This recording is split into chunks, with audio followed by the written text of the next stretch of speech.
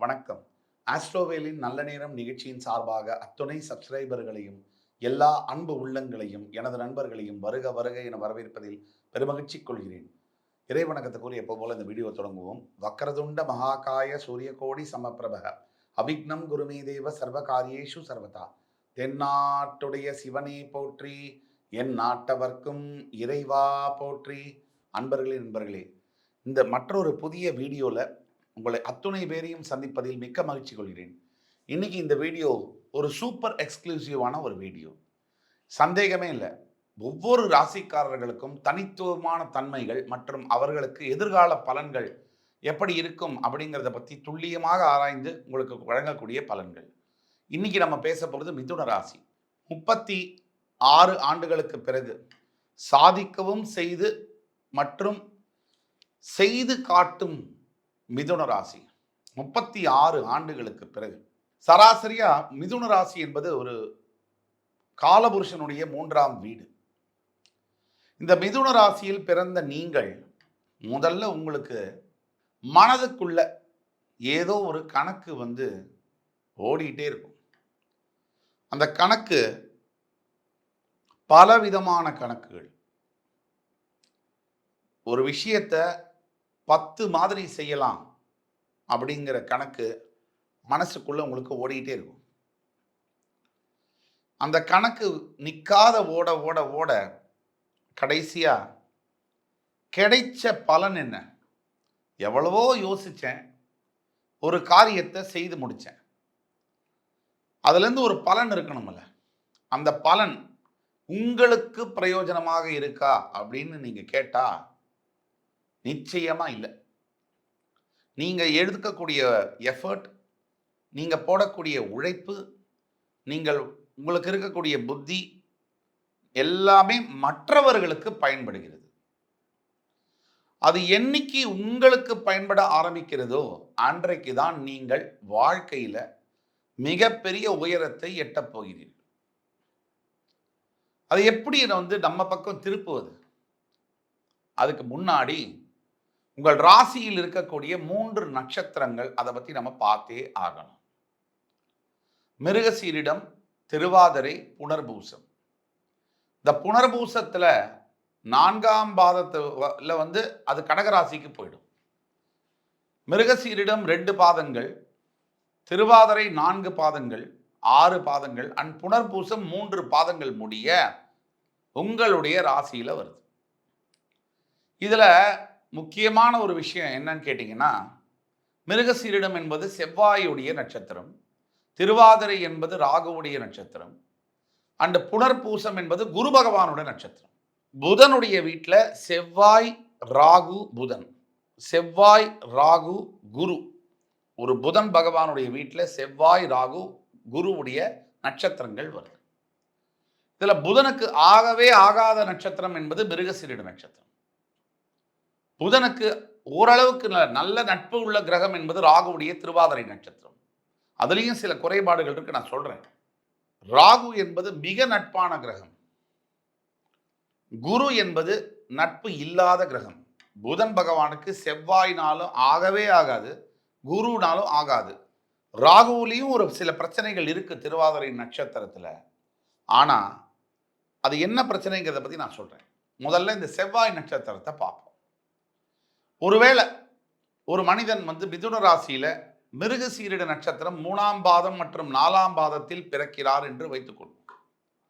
கிட்டத்தட்ட ஒரு 3 வருஷம் செவ்வாய் திசை இருக்கும் அவர்கள். அப்ராக்சிமேட்டா சொல்றேன், தோராயமா. பிறகு ராகு திசை என்பது 18 ஆண்டுகள், 21 வயசோட முடியும்.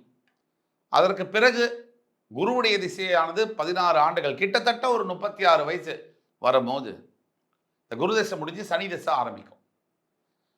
அந்த சனி அவருடைய சொந்த ஜாதகத்தில் ஓரளவுக்கு சுபத்துவ அடிப்படையில் இருக்கும்போது, மிதுன ராசி என்பராகிய இந்த 36 வயசுக்கு 37 வயசுக்கு சனி திசை ஆரம்பிக்கும் போது டோட்டலா வாழ்க்கை என்பது நினைத்தே பார்க்க முடியாத அளவில் போய் உட்காரும், உயரத்தில் போய் உட்காரும். நினைத்தே பார்க்க முடியாத அளவிற்கு புகழ் பெறுவது, நினைத்தே பார்க்க முடியாத செல்வ செழிப்பு, நினைத்தே பார்க்க முடியாத கௌரவம், அந்தஸ்து, பதவிகள், இதை சனி பகவான் கொடுப்பார். அதான் சுய ஜாதகத்துல சனி பகவான் ஓரளவு சுபத்துவத்தில் இருக்க வேண்டும். சுபகிரக சேர்க்கை பார்வை போன்று உங்கள் லக்னத்திலிருந்து 3, 6, 11ஆம் இடம் 12ஆம் இடத்தில் சனி பகவான் சஞ்சரிக்கும் பொழுது உங்களுக்கு நான் சொன்ன பலன்கள் நிலைகள் ஏற்படும்.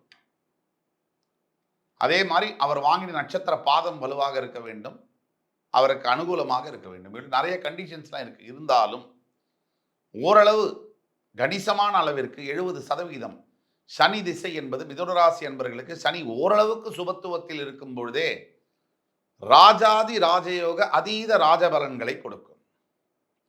திடீர்னு ஒரு மனுஷன் செல்லா காசா இருந்தவர் அரசியலுக்கு வருவார், கவுன்சிலர் ஆயிடுவார், மினிஸ்டரும் ஆயிடுவார்.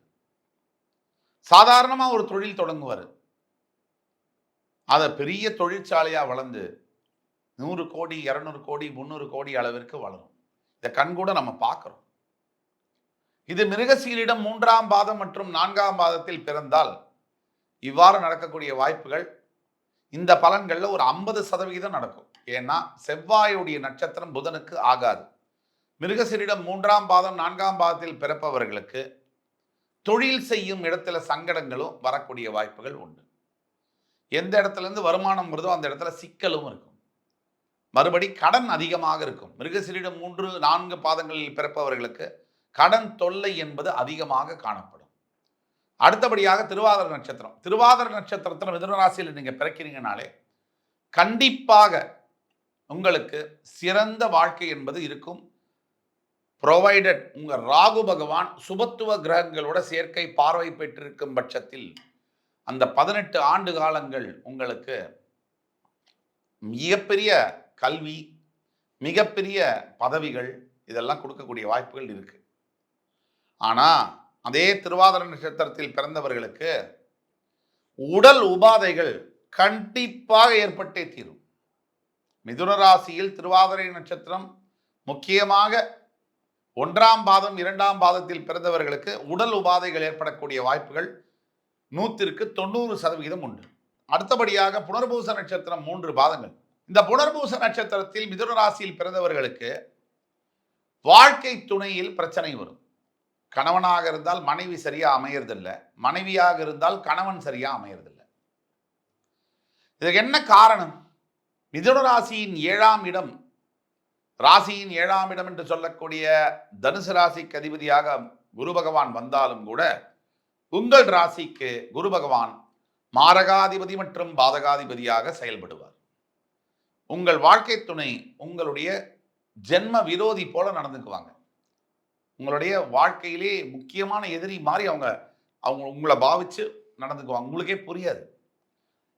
என்னுடைய மனைவி தானே, எல்லாம் கொடுக்குறேன்னு நான் என்னை எதுக்கு எதிர்க்கணும்? ஆனால் எதிர்ப்பாங்க. காரணமே தேவையில்லை. இதே தான் நீங்கள் மனைவியாக இருந்தால் கணவனாக இருந்தாலும் திருப்தியோ சந்தோஷமோ உங்களுக்கு இருக்க முடியாது. சரி, சராசரியா ஒரு மிதுன ராசியில ஒரு திருவாதிரை நட்சத்திரம் 1ஆம் பாதத்தில் பிறப்பவர்களுக்கு ஒரு 36 ஆண்டுகள் கழித்து வரக்கூடிய சனி திசை என்பது பிரபலமாகும் யோகத்தை கொடுக்கிறது, மருத்துவராகும் யோகத்தை கொடுக்கிறது, சிறந்த மருத்துவர்களாக வரக்கூடிய யோகத்தை கொடுக்கிறது. அதே புதன் வீட்டில் இருக்கக்கூடிய மிருகசீரிட சாரத்தில் இருக்கக்கூடிய 3ஆம் பாதம் 4ஆம் பாதத்தில் பிறந்தவர்கள் விளையாட்டுத் துறையில் ஸ்போர்ட்ஸ் ரிலேட்டட் ப்ரொஃபஷன்ல ஷைன் ஆகக்கூடிய தன்மையை கொடுக்கிறது. விளையாட்டுத் துறையை தேர்ந்தெடுத்தால் பெரிய ஆளா வரலாம். இந்த புனர்பூச நட்சத்திரம் குரு பகவான் உடைய நட்சத்திரம். அந்த 3 பாதங்களில் மிதுன ராசியில் பிறப்பவர்கள் பேங்கிங் ப்ரொஃபஷன், ஃபைனான்ஸ் ரிலேட்டட் ஜாப்ல சேரும் போது கொடிகட்டி பறக்கிறாங்க. ஆனா உங்க சுய ஜாதகத்தில் புதன் வலுவா இருக்கணும். அது ரொம்ப முக்கியம். ராசிநாதன். ஆக மிதுன ராசிக்கு 36 ஆண்டுகளுக்கு பிறகு ஒரு விடிவு காலம்னா அது சனி திசையில வரப்போகுது. யாருக்கு சனி திசை மிதுன ராசியில வரப்போகுதோ ஓரளவிற்கு உங்க ஜாதகத்தில் சுபத்துவத்தில் சனி இருக்கும் பொழுது இந்த சனி திசையானது உங்களை ஒரு அரசனாக மாற்றும் அளவிற்கு உங்களுக்கு பலன்களை கொடுத்தே தீரும். சனி பகவான் சசமகா யோகத்தை கொடுக்கக்கூடியவர். செல்வாக்கு, புகழ், அழியா புகழ் இதெல்லாம் கொடுக்கக்கூடிய வல்லமை பெற்ற கிரகம் சனி பகவான். சனி அப்படின்னு சொன்ன உடனே எல்லாரும் அவர் கெடுக்குதார், ரொம்ப பிரச்சனை பண்ணுவார் அப்படின்னு நினைச்சிட்டு இருக்காங்க. அப்படி எதுவுமே இல்லை. சனி பகவான் எப்பவுமே எல்லோருக்குமே நல்லதை செய்வதில்லை. யார் நல்லவர்களாக நல்ல கர்மாவை செய்கிறார்களோ அவர்களுக்கு மட்டும் சனி பகவான் நல்லதை செய்வார். யார் கெடுதலை மற்றவர்களுக்கு நினைக்கிறார்களோ சனி பகவான் தக்க சமயத்தில் அவர்களுக்கே அந்த கெடுதலையே செய்து விடுகிறார். இதுதான் சனி பகவானுடைய குணாதிசயம். இதுதான் சனி பகவானுடைய இயல்பு. அவருக்கு பிடிக்காத ராசியாக இருந்தாலும் கூட, பிடித்த ராசியாக இருந்தாலும் கூட, அவரவர் கர்மாவிற்கேற்ப பலன்களை கொடுக்கக்கூடியவர் தான் சனி பகவான். திருநள்ளாறில் வீட்டிற்கும் தர்பாரண்யேஸ்வரர். ஆக மிதுன ராசி நேயர்களே, உங்களுக்கு எல்லா விதமான நல்ல பலன்களும் 36 ஆண்டுகளுக்கு பிறகு வரப்போகிறது. அடுத்த புத்தாண்டு என்பது உங்களை வாழ்க்கையில் மிக மிக பெரிய திருப்பு முனையாக இருக்கும். எல்லா வயதினர்களும் அடுத்த ஆண்டு சனி பகவான் நிகழப்போகிற வக்ர பயிற்சி உங்களுக்கு திருப்பு முனையாக அமையும். ஜூன் முதல் நவம்பர் வரை வாழ்க்கையில் எண்ணியே பார்க்க முடியாத சில அற்புத விஷயங்கள் நிகழும். அற்புதங்கள் நிகழ்ந்தே தீரும். அதிசயம் நிகழும். இதுவரைக்கும் மிதுன ராசி அன்பர்கள் பட்ட கஷ்டங்கள், நீங்கள் பட்ட அவமானங்கள், நீங்கள் சந்திச்ச, நீங்கள் கேட்ட வார்த்தைகள், சகித்து கொள்ளவே முடியாமல் நீங்கள் பட்ட கஷ்டங்கள். அதாவது ஒரு உறவு என்பது, மனித வாழ்க்கை என்பது உறவை சார்ந்தது. ஏதோ ஒரு உறவு, அது கம்பேனியன்ஷிப் என்று சொல்லுவோம். மகனோ மகளோ நண்பனோ மனைவியோ இல்லை அப்பாவோ அம்மாவோ இல்லை ஒரு யாரோ இருக்கட்டும், உறவை சார்ந்தது. அப்படிப்பட்ட உறவு என்பது மிதுன ராசி அன்பர்களுக்கு அந்த நண்பர்களினால் பாதிப்புகள் அதிகமாக வரக்கூடிய வாய்ப்புகள் உண்டு. நீங்க உதவி செய்யும் போது பார்த்து உதவி செய்யறது இல்லை. நீங்க உதவியை எதிர்பார்க்கும் போது எல்லாரும் யோசிக்கிறாங்க, இந்த உதவியை இவருக்கு செய்யலாமா, செய்தால் நமக்கு என்ன நன்மை என்று யோசிக்கிறார்கள். நீங்க உதவி செய்யும் போது அந்த மாதிரி யோசிக்கல. மனசுல பட்டதை அப்படியே செஞ்சிட்டீங்க. இன்னைக்கு நீங்க ஒரு கஷ்டத்தில் இருக்கும்போது யாரும் உங்களுக்கு உதவி செய்ய முன்வரவில்லை. இந்த தனிக்காட்டு ராஜா மாதிரி தனியா இருக்கீங்க. இதற்கெல்லாம் காரணம் என்ன? உங்களுடைய தாராள மனப்பான்மை. தாராள மனப்பான்மை என்பது இருக்கணுங்க. நான் சொல்றத கேளுங்க. இந்த தாராள மனப்பான்மை என்பது இருக்க வேண்டும். அளவுக்கு அதிகமாக இருக்கக்கூடாது. அளவுக்கு அதிகமாக இருந்ததுன்னு சொன்னா நம்மளோட வாழ்க்கையிலேயே ஆபத்து வந்துடும். ஒருத்தருக்கு உதவி செய்யணும்னா உங்களால முடிஞ்ச உதவியை மட்டும்தான் செய்யணும். உங்களுடைய சக்திக்கு மேல உதவி செய்யும் பொழுது பிரச்சனைக்கு மாட்டிக்கிறீங்க. உங்களுக்கு ஒரு பிரச்சனைன்ற போது நீங்க எதிர்பார்க்கிறது நடக்காம இருக்கு. அது மட்டுமா, இந்த வேலை செய்து கொண்டிருந்த நல்ல வேலையில நல்ல ஒரு பொசிஷன்ல இருந்த மிதுன ராசி அன்பர்கள், குறிப்பா ஐடி தொழிலில் வேலை செய்கிறவர்கள், பேங்கிங் செக்டர்ல வேலை செய்யக்கூடியவர்கள், ஃபைனான்ஸ் சம்பந்தப்பட்ட கம்பெனிஸ்ல வேலை செய்யக்கூடியவர்கள், வேலையை இழந்து நீங்கள் கொஞ்ச காலம் பட்ட அவமானம் என்பது வாழ்க்கையில மறக்க முடியாத பாடங்கள். அப்போ வேலை மாற்றம் செய்யும் பொழுது கவனமா இருக்கணும்.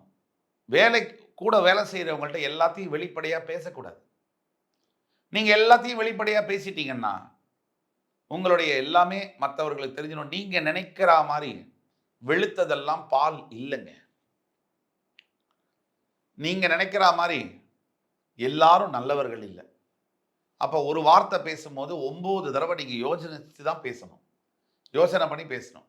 இல்லைன்னா இந்த மாதிரி பிரச்சனைகள் வரது உண்டு. ஆக மிதுனராசி அன்பர்கள், இந்த நீங்க பண பிரச்சனையில சிக்கி கொண்டிருக்கக்கூடிய, கடன் தொல்லையில சிக்கி கொண்டிருக்கக்கூடிய மிதுனராசி அன்பர்கள் ஒரு குறைஞ்சபட்சம் ஒரு 1 கோடி பேர் இருப்பாங்க. இந்த கடன் தொல்லையால பாதிக்கப்பட்டு வெளியில தலை கூட காட்ட முடியாத, போன் நம்பரை கூட அட்டன் பண்ண முடியாத அளவிற்கு கடன் பிரச்சனைகள், பொண்டாட்டியுடைய வார்த்தைகள், கடினமான மாமியார் மாமனார் கிட்ட இருந்து வர மரியாதை, அவமரியாதை இதெல்லாம் சகிச்சுக்கிட்டு நடைப்பிணமாக வாழ்ந்து கொண்டிருக்கக்கூடிய பல மிதுன ராசி அன்பர்களே எனக்கு பர்சனலாவே தெரியும். இதுக்கெல்லாம் ஒரே காரணம் தாங்க. இப்ப நான் சொல்றத குறிச்சு வச்சுக்கோங்க, எழுதி வச்சுக்கோங்க. முதல்ல உங்களை பத்தி யோசிங்க. அதுக்கப்புறம் உங்க வீட்டை பத்தி, உலகத்தை பத்தி யோசிங்க. நீங்க நல்லா இருந்தா தான் குடும்பத்தை நீங்க காப்பாற்ற முடியும். முதல்ல உங்களோட ஆரோக்கியத்துல கவனம் தேவை. உங்களுடைய வேலை, நீங்க சம்பாதிக்கிறது, அதுல கவனம் தேவை.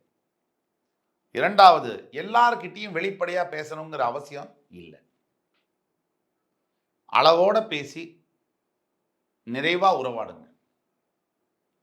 மூணாவது, நினைச்ச உடனே அந்த விஷயத்தை செய்யணும்னு நினைக்காதீங்க. நீங்க எடுத்த காரியத்தை உடனே செய்யணும்னு நினைக்காதீங்க. எல்லாத்துக்கும் காலமும் உண்டு, நேரமும் உண்டு. யோசிச்சு எவ்வளவு சீக்கிரம் முடியுமோ செய்யணும். ஆனா யோசிச்சு ஒரு தடவைக்கு 4 தடவை யோசிச்சு ஒரு காரியத்தை செய்யுங்க. இது எல்லாத்துக்கும் மேல நீங்க சிவன் கோவிலுக்கு கட்டாயம் ஒவ்வொரு ஞாயிற்றுக்கிழமையும் போய் வரணும்.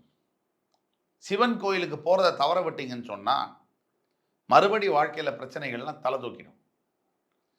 அருகே இருக்கக்கூடிய சிவ ஆலயங்கள், பழமை பெற்ற சிவ ஆலயங்களுக்கு வருஷத்துக்கு ஒரு முறையாவது போய் அந்த சிவ ஆலயங்கள்ல வஸ்திர தானம், அன்னதானம் இது ரெண்டும் கொடுத்துட்டே வரணும் கண்டினியூஸா. உங்களால் முடிந்த அளவிற்கு அப்படி கொடுக்கும்போது உங்கள் வாழ்க்கையில ஏற்படக்கூடிய மாற்றத்தை பார்த்துக்கோங்க. இப்ப வரைக்கும் நேற்றின் எதிரிலே நிழல்களின் நாடகம், இன்றன் எதிரிலே நிஜங்களின் தரிசனம், அப்படியாக உங்க வாழ்க்கை மாறும். பட்டி தொட்டியில் இருக்கக்கூடிய மிதுனராசி அன்பர்களுக்கும் இந்த காணொலியானது போய் சேர வேண்டும். அப்படி சேரும் பொழுது எங்கோ யாரோ ஒரு மிதுனராசி நண்பர் வாழ்க்கையில மிகப்பெரிய உயரத்தை எட்ட இந்த காணொலி ஒரு ஊக்கமாகவும் ஊன்றுதலாகவும் இருக்கக்கூடும். ஆக உங்க ஃப்ரெண்ட்ஸ் அண்ட் ஃபேமிலிஸ் அண்ட் ரிலேட்டிவ்ஸ்க்கு ஷேர் பண்ணுங்க. இந்த வீடியோ பிடிச்சதுன்னா லைக் பண்ணி, கமெண்ட் பண்ணி, தயவு செய்து சப்ஸ்கிரைப் பண்ணுங்க. ஏனோ ஒரு காரணத்தினால சப்ஸ்கிரைப் பண்ணாம விட்டுடுறீங்க. நோட்டிபிகேஷன் பெல் பட்டனையும் பிரஸ் பண்ணுங்க. அப்பதான் அடுத்து வரக்கூடிய வீடியோ உங்களுக்கு தவறாம வரும். அடுத்து வரும் காணொலியில் மறுபடி என் அன்புமிக்க மிதுனராசி அன்பர்களே உங்களை மீண்டும் சந்திக்கும் வரை உங்களிடமிருந்து விடைபெறுவது உங்கள் ஜோதிட கலாநிதி சுபாஷ் பாலகிருஷ்ணன். நன்றி, வணக்கம், வாழ்க வளமுடன்.